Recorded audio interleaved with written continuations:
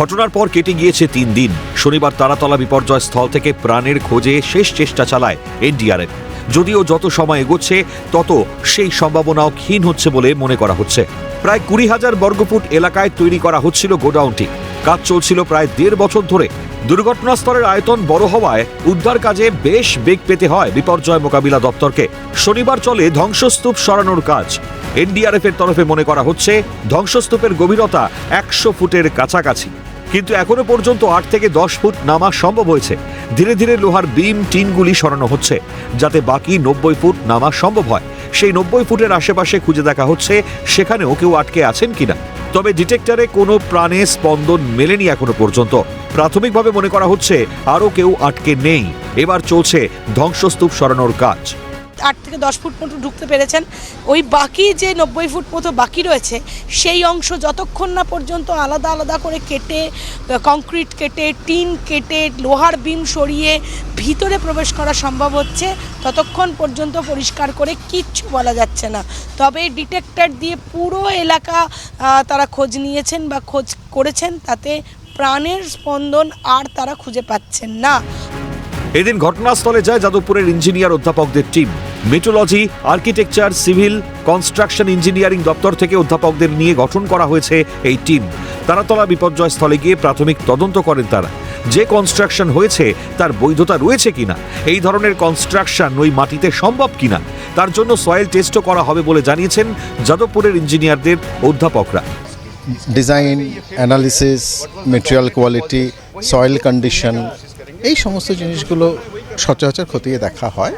অন্যান্য ফেইলিয়ারে যেগুলো হয়েছে সেগুলো যেমন হয় সেরকমভাবেই আমরা ইউনিভার্সিটির পক্ষ থেকে এসেছি। কলকাতা পুলিশ আমাদেরকে অ্যাপয়েন্ট করেছেন।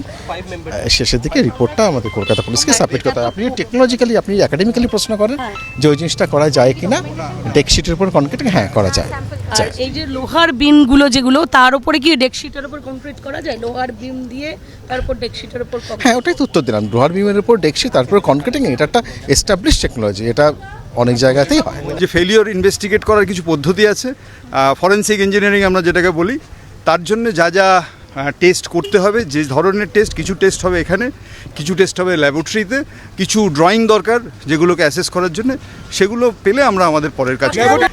কোথায় এখানে ইনসিটু টেস্ট হবে, বহু ধরনের টেস্ট এখানে হবে, including soil test, including analysis of the structural design, drawing, detailing, যদি কিছু থেকে থাকে।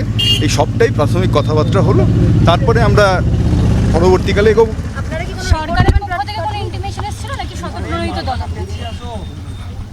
এই অংশটা ও বলে দিতে পারবো। আমরা কলকাতা পুলিশ যে বিশ্ববিদ্যালয়কে অনুরোধ করেছিল, আমরা এর আগেও ইনভেস্টিগেশন করেছিলাম, তার ভিত্তিতে এই টিম তৈরি হয়েছে। যে শনিবার ডিসি সাউথ, ওয়েস্ট, ঈশানী পাল এবং ফরেন্সিক বিভাগের আধিকারিকরা ঘটনাস্থল পরিদর্শনে আসেন।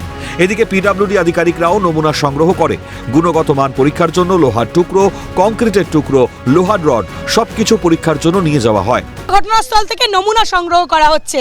এই যে এই মুহূর্তে লোহা, কংক্রিট, অর্থাৎ যে কংক্রিট ভেঙে গিয়েছে সেটা লোহার পার্ট, তার টুকরো, যে লোহা দিয়ে বাঁধা হয়েছিল, যে নাটবল্টুগুলো ছিল, এই সমস্ত নমুনা সংগ্রহ করার জন্য নিয়ে যাওয়া হচ্ছে আইটি পক্ষ থেকে।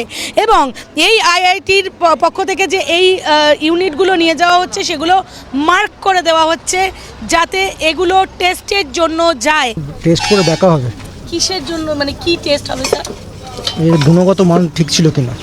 জয়েস নেওয়া হলো আর কংক্রিটের চাঙন নেওয়া হলো। এই হ্যাঁ হ্যাঁ এই আপনার লোহা স্যাম্পেল নেওয়া হয়েছে, এই কটাই নেওয়া হয়েছে। যা ছিল স্যার তাই? হ্যাঁ হ্যাঁ হ্যাঁ সেসব তাই নেওয়া হয়েছে। আগামীতে পরীক্ষা নিরীক্ষার পর কি উঠে আসে এখন সেটাই দেখার। ক্যামেরায় গোপাল সেনের সঙ্গে অভিরূপা হাজরার রিপোর্ট, ক্যালকাটা নিউজ।